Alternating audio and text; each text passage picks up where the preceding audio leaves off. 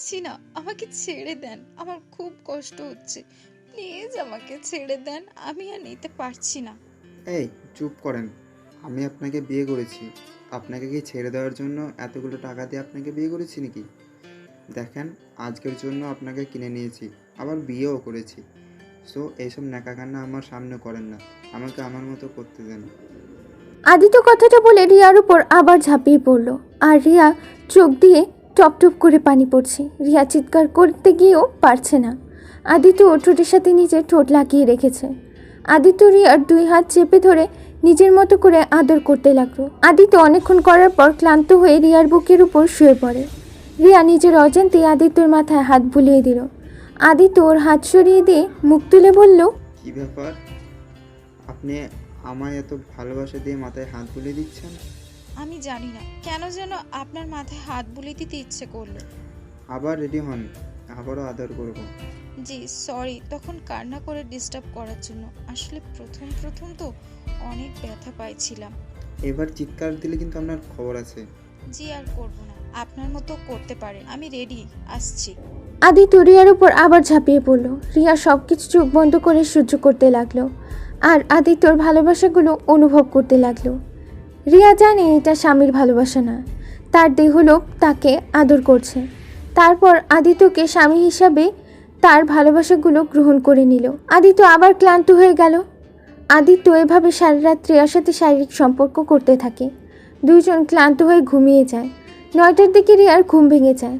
আদিত্যর দিকে তাকিয়ে ভাবতে লাগলো, কতটা নিষ্পাপ, বাচ্চাদের মতো করে ঘুমিয়ে আছে। ইচ্ছে করে আপনাকে শক্ত করে জড়িয়ে বুকে মাথা দিয়ে সারাটা জীবন পার করে দিই। ছি ছি রিয়া, তুই এইগুলো কি ভাবছিস? তুই শুধু তার এক রাতের বউ। তোকে আজ তার কাছ থেকে চলে যেতে হবে। রিয়া কথাগুলো ভাবতে লাগলো। আদিত্য ঘুম ভাঙতেই দেখে রিয়া ওর দিকে তাকিয়ে আছে। আদিত্য তাড়াতাড়ি করে উঠে ঘড়ির টাইম দেখে বলল, এই 9টা বেজে গেছে, আমাকে এখনো ডাক দাওনি? আপনি এত সুন্দর করে ঘুমিয়ে আছেন, তাই আপনার ঘুম নষ্ট করতে ইচ্ছে করলো না। উফ, ন্যাকা কথা বলেন কেন? আপনার আব্বুর না আজ অপারেশন, আপনি যাবেন না নাকি? হ্যাঁ যাব। আচ্ছা আপনি গোসল করে আসেন, আমি তারপর গোসল করতে যাব। আপনি যান, আমি পরে যাই। আমার অনেক সময় লাগবে, তাই আপনি আগে যান। আদিত্য আর কথা না বাড়িয়ে চলে গেল। ওয়াশরুমে গিয়ে গোসল করতে লাগলো। আর এদিকে রিয়া রাতের কথাগুলো ভাবতে লাগলো। ফ্ল্যাশব্যাক। রিয়া রাস্তায় দাঁড়িয়ে আছে আর ওর সাথে লেখা আছে তার দেহ বিক্রি করতে চায়। ওই রাস্তা দিয়ে আদিত্য বাইক নিয়ে যাচ্ছিল। তখনই বোরকা পরা মেয়েটা নতুন দেখে আদিত্য বাইক থামায়। আদিত্য বলল, এই মেয়ে, কত নেবেন? আমি নতুন তো, তাই জানি না কত করে নিতে হয়। ও আচ্ছা, আপনাকে আমি এক রাতের জন্য নিতে চাই। যে টাকা চাইবেন সে টাকাই দেবো। পুরো রাত করতে চাইলে আমাকে 1 লাখ টাকা দিতে হবে। ও মা, বলেন কি, এত টাকা? ওকে, সমস্যা নাই, বাইকে ওঠেন।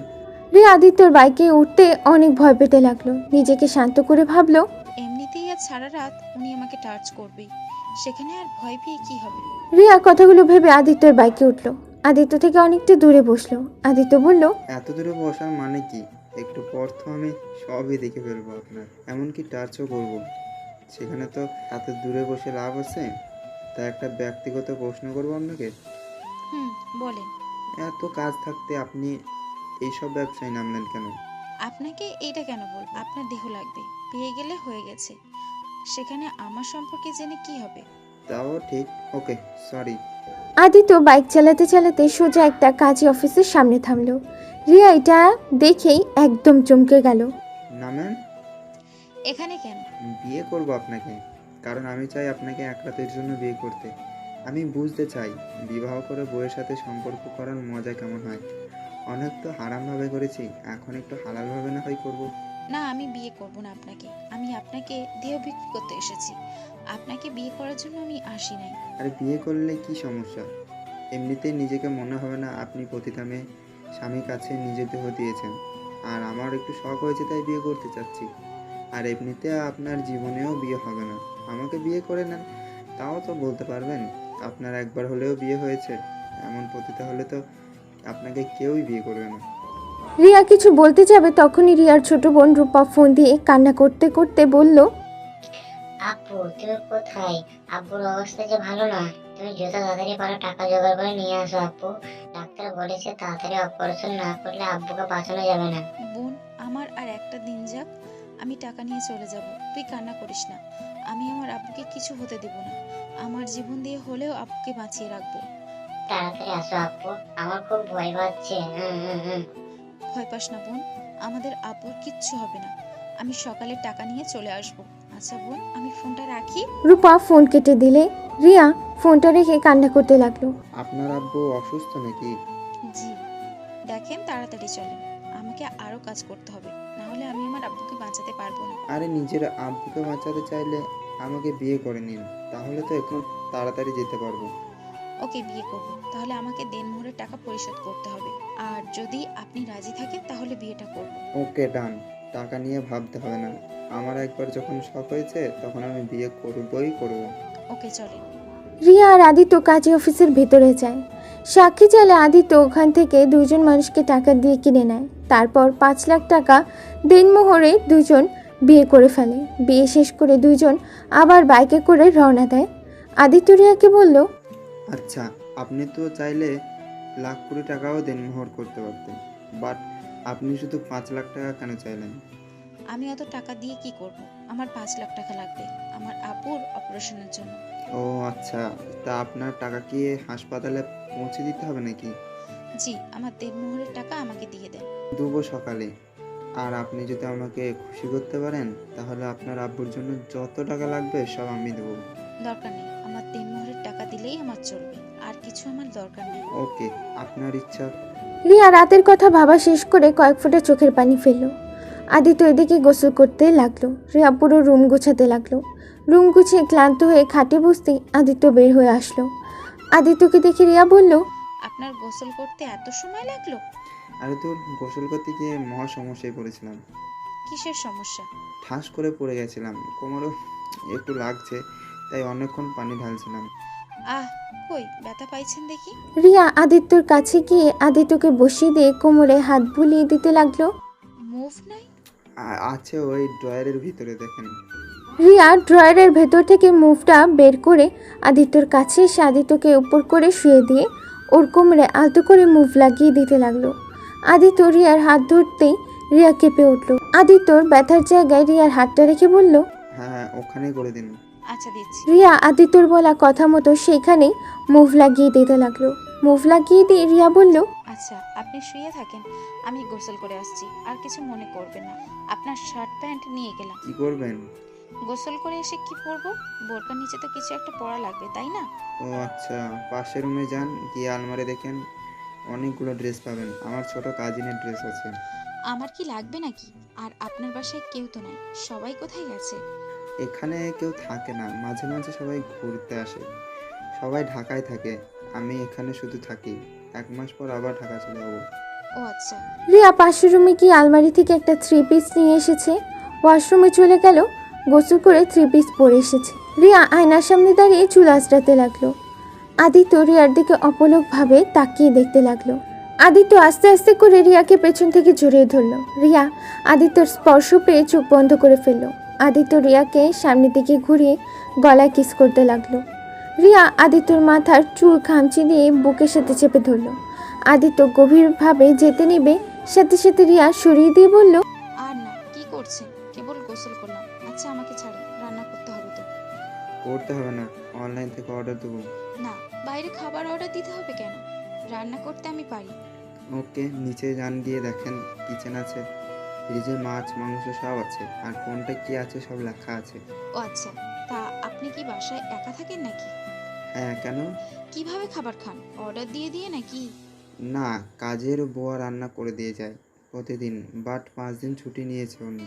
ও আচ্ছা। আচ্ছা, আপনার আব্বুকে কোন হসপিটালে রাখা হয়েছে? রিয়া হসপিটালের নাম বলল। তারপর আদিত্য ওকে চলে যেতে বলে। রিয়া নিচে চলে আসে, দেখে পুরো ড্রয়িং রুম এলোমেলো হয়ে আছে। রিয়া কোথা থেকে শুরু করবে বুঝতে পারছে না। রিয়া আগে ভাত বসিয়ে দিয়ে তারপর এক এক করে সব কিছু পরিষ্কার করতে লাগলো। সোফার ওপরে থাকা সব কিছু গুছিয়ে রাখলো। ফুলদানিগুলো সব সাজিয়ে রেখে দিয়ে সোফায় ধপাস করে বসে পড়লো। আদিত্য নিচে এসেছে, দেখে রিয়া সোফায় বসে আছে। আদিত্য রিয়াকে বলল, কি হলো, আপনি এখনো বসে আছেন কেন? 1 ঘন্টা হয়ে গেল, আমাকে তো ডাকও দিলেন না।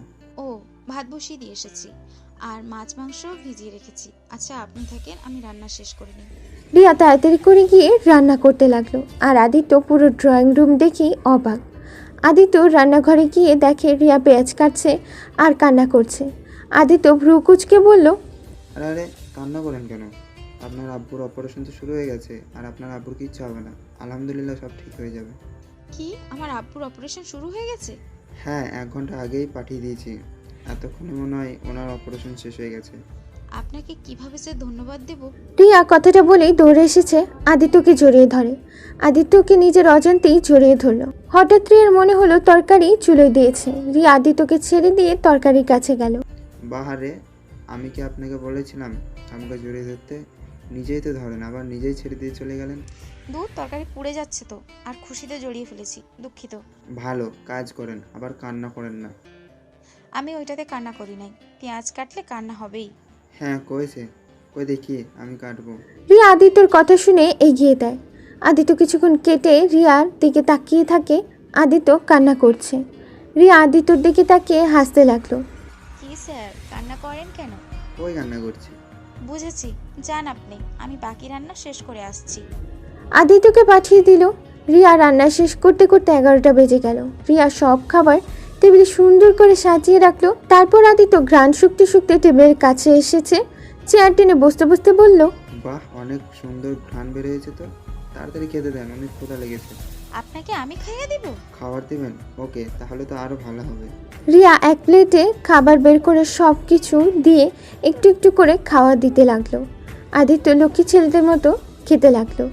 রিয়া আদিত্যকে খেতে দিতে দিতেই মনে মনে ভাবলো, জানি আমি আপনি এই বিয়েটা শখের বশে করেছেন, কিন্তু আপনাকে এই বিয়ের গুরুত্বটা হয়তো কোনোদিনই বুঝতে হবে না। আপনার সাথে বিয়ে হয়ে গেছে মানে আপনি আমার স্বামী।